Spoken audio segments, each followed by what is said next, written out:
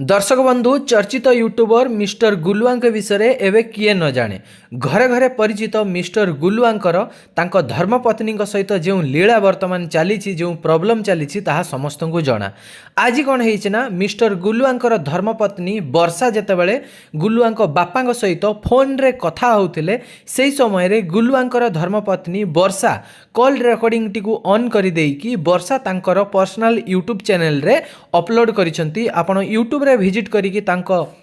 Channel रे जाइकी देखि पारिबे सुनी पारिबे से तांको गुलुआंको बापा जे कि तांकर वर्षांकर ससुरंक सहित से कौन कथा होउछंती। ए जगह मिस्टर गुलुआंकर धर्मपत्नी वर्षा कहउछंती तांको ससुरंकु कि बापा आपण आमठारु जेतिकी भी पैसा नहीं घर तोली